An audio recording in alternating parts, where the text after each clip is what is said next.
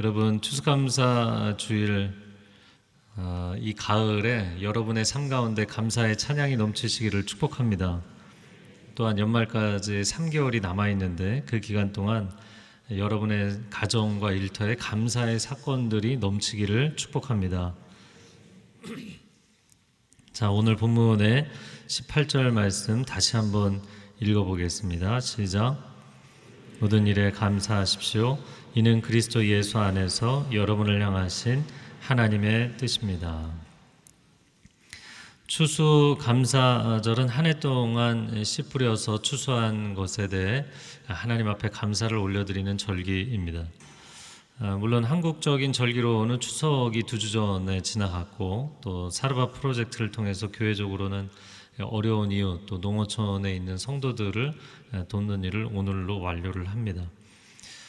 오늘 하루 추수감사 주일인 만큼 하나님께 감사의 찬양을 드리는 시간이 되었으면 좋겠고, 또 우리 곁에 있는 가족 또 믿음의 동역자들에게 감사하다고 표현을 할 수 있는 하루가 되었으면 좋겠습니다.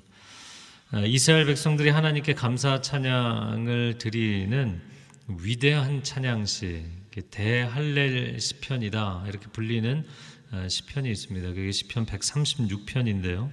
그 1절 말씀에 보면 여호와께 감사하라 그는 선하시며 그 인자하심이 영원함이로다. 근데 이 136편 오늘 댁에 가서 쭉 가족이 같이 한번 낭송을 해보셔도 좋을 것 같은데요. 제가 이 136편에 보면 매 구절마다 하나님께 감사하라 그 인자하심이 영원함이로다. 이게 선창과 후창으로 이어지는 그런 노래 같은 것입니다. 제가 통자막으로 한번 보고요. 제가 앞부분을 하면 여러분이 노란색으로 되어 있는 부분을 후창하시는 거예요. 이해하셨죠? 네. 여호와께 감사하라. 일할 수 있는 직장과 건강을 주신 하나님께 감사하라. 사랑하는 소중한 가족을 주신 하나님께 감사하라. 우리에게 함께 예배할 수 있는 교회를 주신 하나님께 감사하라. 어떠한 환경에서도 모든 순간에 모든 일에 하나님께 감사하라. 아멘. 오늘 이 말씀에 우리말 성경에는 모든 일에, 또 개역 성경에서는 범사에 감사하라. 어떻게 내 인생에 일어나는 모든 일에 감사할 수가 있는가? 오늘 장로님 기도해 주신 것처럼, 우리가 또 찬양한 것처럼 응답해 주신 것도 감사하지만 응답하지 않으신 것도 감사하는 거죠. 한 해를 돌이켜보면서 물질과 또 관계, 우리가 하는 사업, 자녀 교육, 건강, 여러 가지 필요들을 채워주신 것에 대해서 하나님 앞에 감사해야 될 것입니다. 그러나 하나님께서 열어주지 않으신 것에 대해서도 감사할 것은 하나님이 그것이 최선이 아니라고 보시기 때문에 주시지 않는 경우도 있고, 아직은 때가 되지 않았기 때문에 아직 시간을 유예하시는 경우도 있기 때문입니다. 그래서 우리가 하나님께 감사한다, 범사에 감사한다라는 것은, 이 감사는 내게 있는 것을 바라보는 것이고, 또 불만은 내게 없는 것을 바라보는 것이기 때문입니다. 그래서 내게 없는 것을 바라보는 것이 아니라 오히려 그것을 통해 내게 하나님이 부어주신 것이 있다는 것을 내가 통찰하게 되면 감사가 가능해지는 거죠. 우리가 잘 아는 세계적인 발명가 에디슨이 있습니다. 근데 이 에디슨은 어렸을 때 사고로 청력의 상당 부분을 잃었던 사람입니다. 그럼에도 불구하고 여러 가지 발명을 이루어내는 데 있어서 주저함이 없었던 사람이죠. 누군가 그에게 이런 질문을 했습니다. 선생님은 소리를 들을 수 없어서 이런 발명품들을 만들어낼 때 어려움이 있지 않으십니까? 그러자 에디슨이 뭐라고 대답을 했냐면, 아니요, 도리어 귀가 안 들려서 사람들이 쓸데없이 내뱉는 부정적인 소리를 듣지 않아서 너무 좋습니다. 그거 안 된다, 불가능하다, 이런 소리 안 들어서 좋다는 거예요.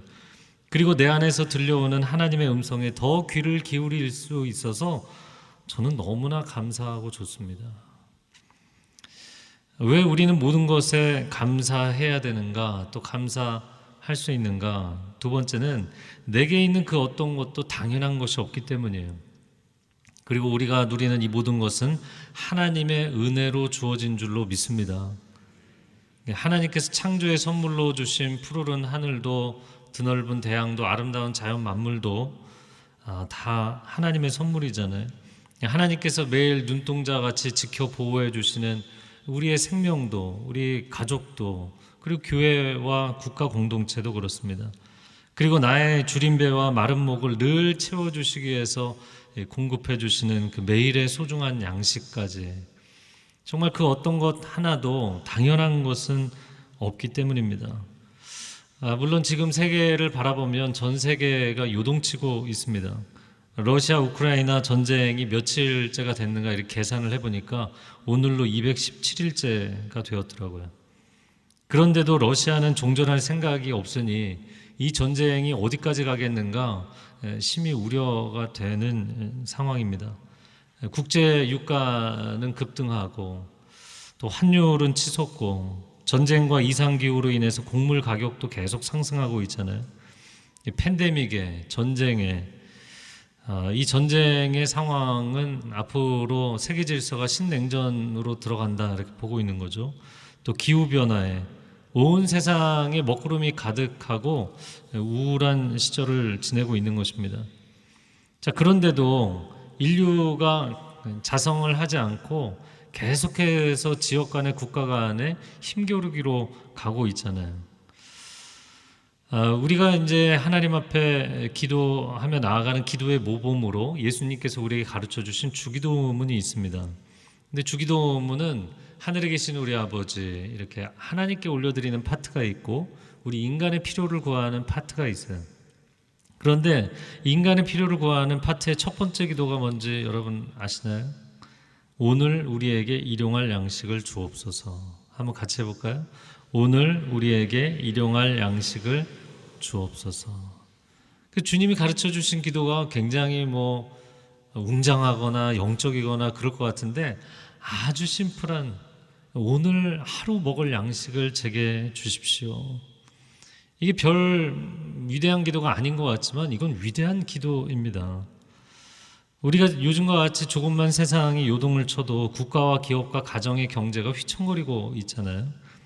날마다 공중에 새를 먹이시고 들에 핀 백합화를 입히시고 심지어 내일 아궁이에 던져질 들풀도 입히시는 하나님, 그 하나님께서 제가 이것도 한번 전 세계 인구 지난번에 카운팅해서 한번 말씀드렸는데 그 사이 몇 억 명이 늘었더라고요. 어제부로 79억 8천 명, 이제 80억에 육박하고 있어요.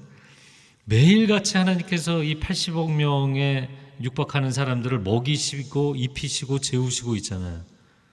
이게 세상에서 가장 놀라운 기적 아닌가요?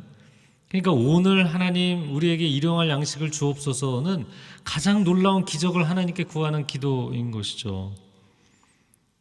그래서 제가 성경 통독을 할 때 가끔 질문하시는 분들이 있어요.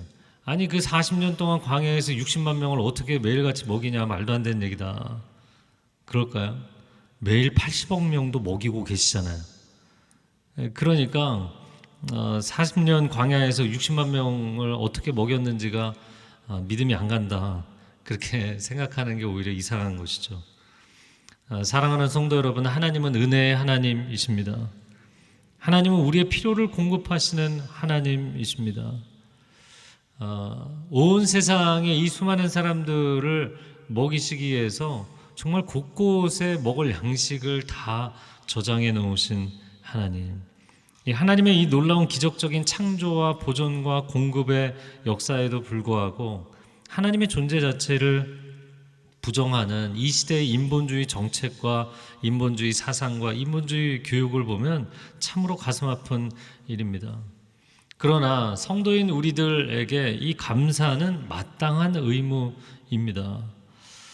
시편 145편 10절 말씀에 여호와여 주께서 지으신 모든 것들이 주께 감사하며 주의 성도들이 주를 송축하리이다. 할렐루야. 그래서 피조 만물도 하나님께 감사하고 당연히 성도들도 하나님을 찬양한다 이야기합니다. 레위기를 통독하고 또 스터디를 해보면 레위기에 여러 가지 제사 종류가 나오는데 그 중에서 하나님과 교제의 제사, 이 화목제라고 하죠. 그 화목제는 크게 세 가지 종류가 등장을 합니다. 감사제, 하나님 앞에 감사를 올려드리는 thank offering. 그러니까 주님께서 이미 주신 것에 대해서 감사합니다. 서원제, vow offering은 하나님께서 앞으로 주시면 제가 감사하겠습니다. 그리고 세 번째 자원제는 이제 free will offering. 아무것도 안 주셔도 어떠한 상황에서도 저는 자원하여서 하나님 앞에 감사를 드립니다. 이 세 가지예요. 자, 그런데 또 이 통독반에서 나오는 질문 중에 하나가 뭐냐면 서원제나 자원제 제물의 고기는 먹다가 그날 남으면 이튿날도 먹을 수 있도록 유예를 해줬어요. 그런데 유독 감사제 제물로 드린 고기만 당일에 다 먹어야 된다. 다음 날까지 남으면 먹으면 안 되고 그냥 태워서 없애야 된다. 이렇게 돼 있어요.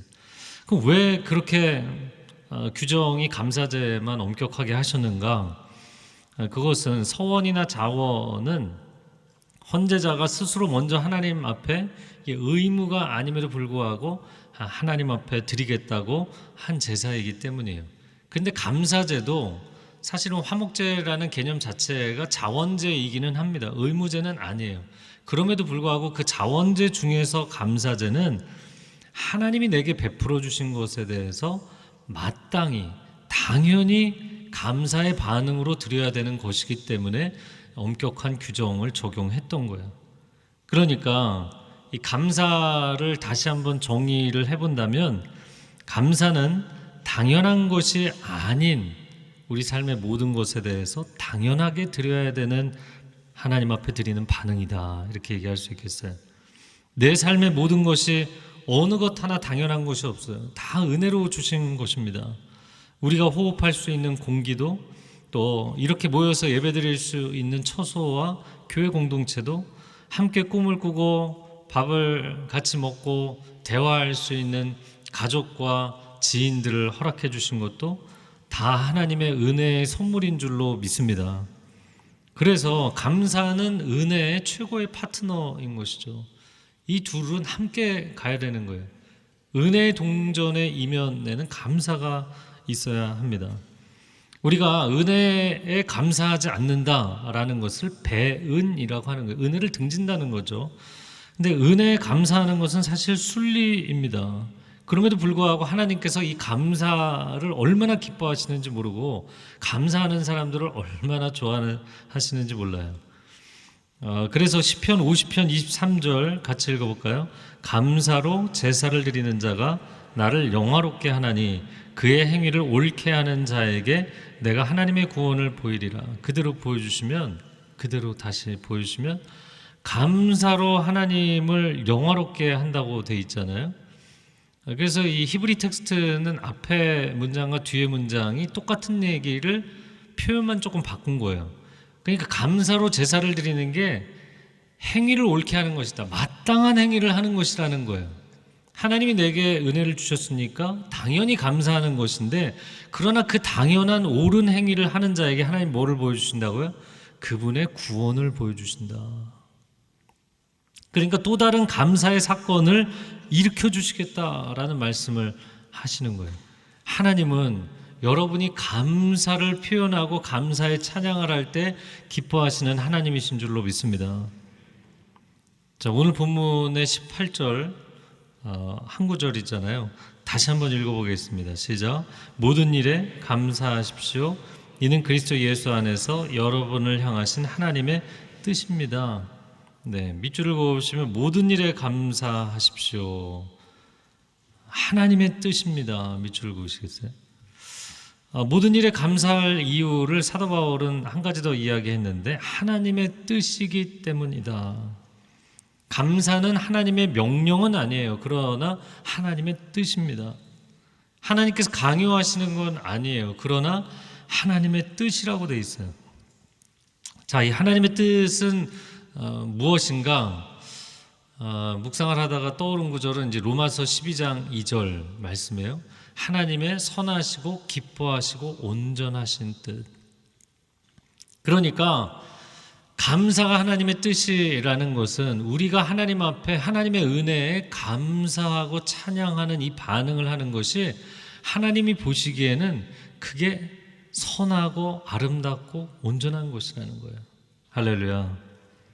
또한 하나님의 뜻이라고 이야기를 할 때는 하나님은 그분의 뜻을 이루어 가시는 분이시잖아요.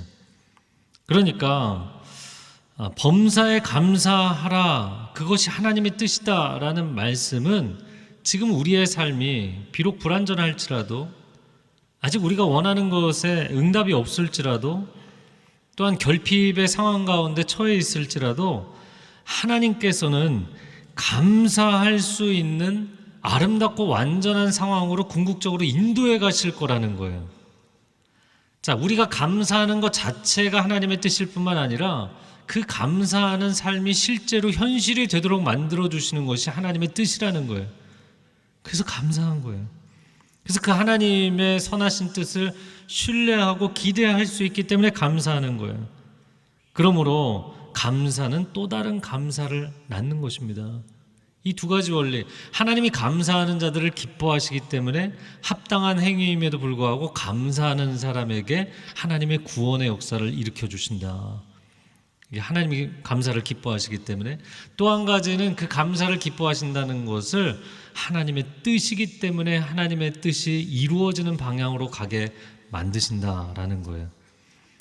하나님은 실로 우리가 만사에 감사할 수 있는 인생이 되도록 만들어주고 싶어 하시는 분이십니다. 모든 것을 해피엔딩으로 끝맺어 주기 원하시는 하나님. 우리 인생사가 아무리 철로 역정일지라도, 천국에 이르는 길이 역경의 여정을 걸어간다 할지라도 결국에는 천국이라는 해피엔딩으로 끝나게 되어 있잖아요. 그래서 여러분의 인생에 분명히 확신해야 되는 한 가지, 나의 인생은 중간 여정이 어떠할지라도 해피엔딩으로 끝난다. 아멘. 왜 사람들이 인생이 고난 가운데 좌절하고 포기하고 크리스찬인데도 자살을 생각하고 그런 줄 아십니까? 인생의 마지막이 새드 엔딩, 해피엔딩이 아닐 거라고 생각하기 때문이에요. 그거는 거짓말입니다. 우리는 천국이 기다리고 있기 때문에, 영원한 천국에 들어가기 때문에 여러분의 삶은 어떠한 어려움을 겪을지라도 반드시 해피엔딩으로 끝날 것입니다. 우리의 삶은 감사와 찬송으로 끝나게 될 줄로 믿습니다. 자, 그런데 이런 반전이 어떻게 가능하게 되었는가? 오늘 본문의 18절에 보면 여러분을 향하신 하나님의 뜻입니다 라는 표현 전에 그리스도 예수 안에서라고 되어 있어요. 그리스도 예수 안에서 밑줄을 그으시겠어요?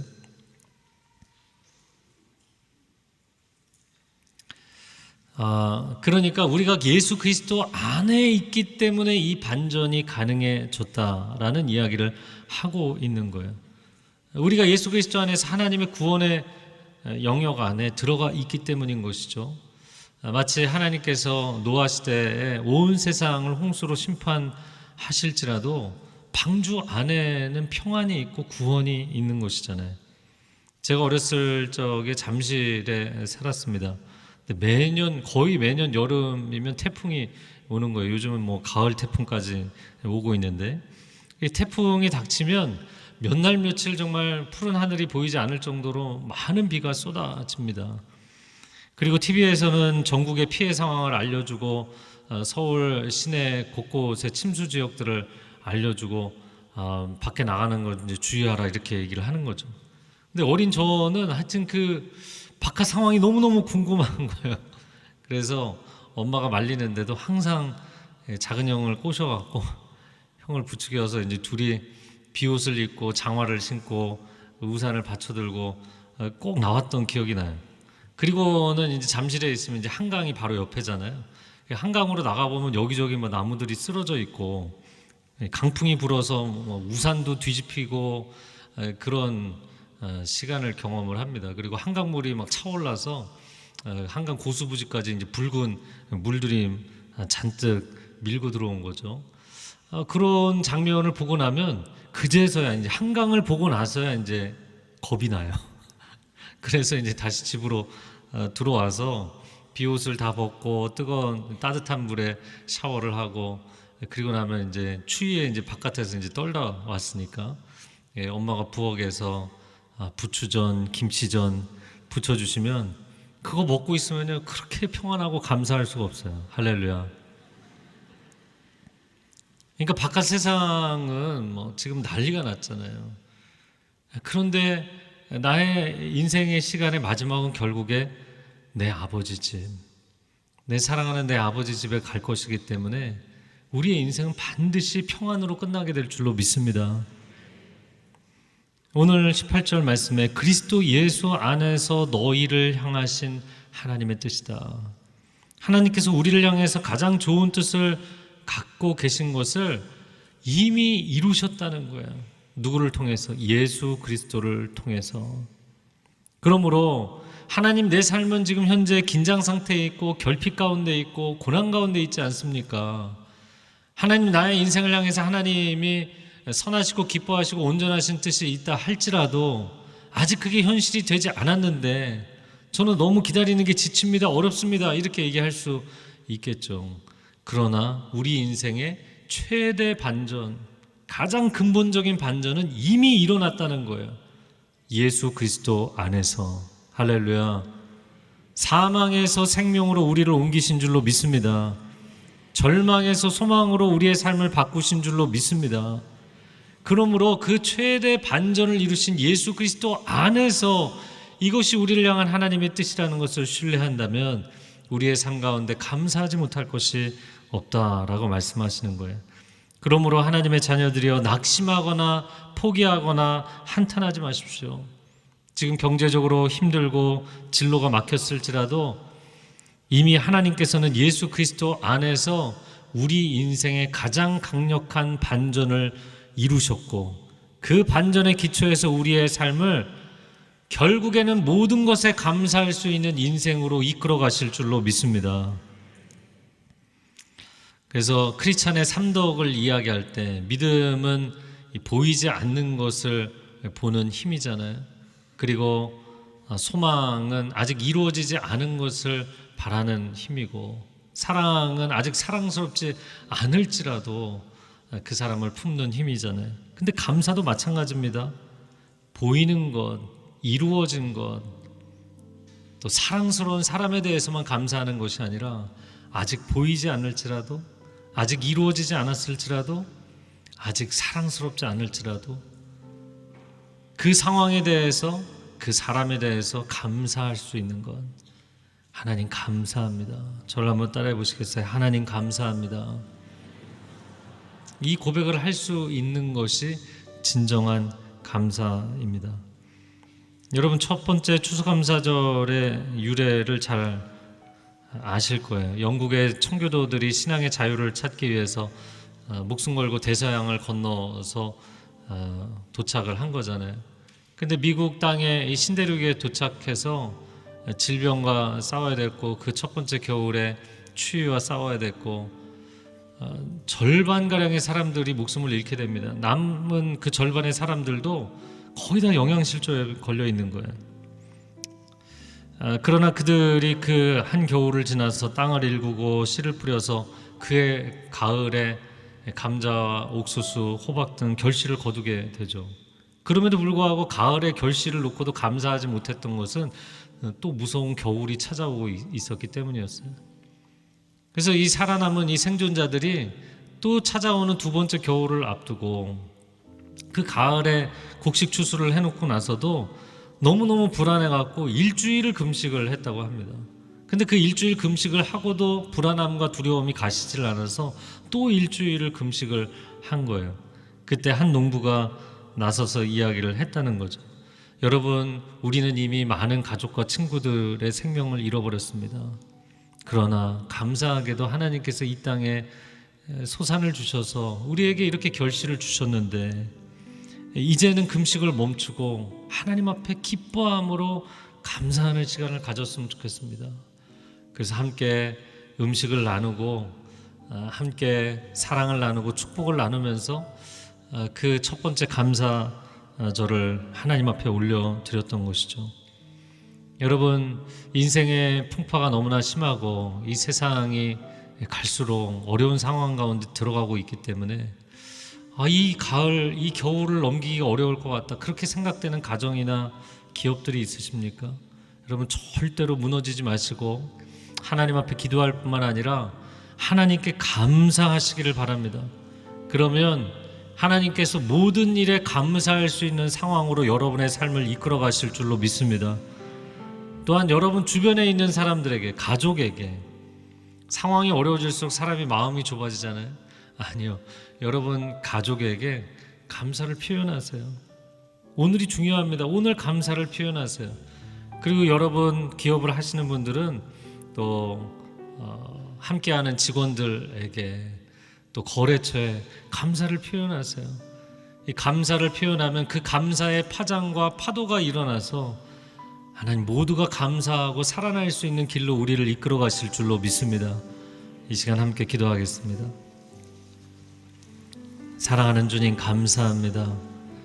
우리에게 허락하신 것으로 인하여서도 감사하고 아직 허락하지 않으신 것으로 인하여서도 우리가 하나님을 신뢰하고 하나님께서 만사에 감사한 삶으로 이끌어 가실 것을 바라보고 기대하게 하시니 우리가 또한 이로 인하여서 하나님께 감사를 드립니다. 하나님, 우리의 마음 가운데 절대로 힘들고 어려운 상황으로 인하여 주저앉거나 포기하지 않게 하여 주시고 우리의 인생을 궁극적으로 해피엔딩으로 만들어 가실 하나님을 신뢰하고 바라보게 하여 주시옵소서. 감사하며 찬양하는 그 합당한 행위를 하는 사람에게 하나님의 구원의 역사를 경험시켜 주시옵소서. 하나님의 이 약속의 말씀이 응답되게 하여 주옵소서. 감사드리며 예수 그리스도의 이름으로 기도합니다. 아멘.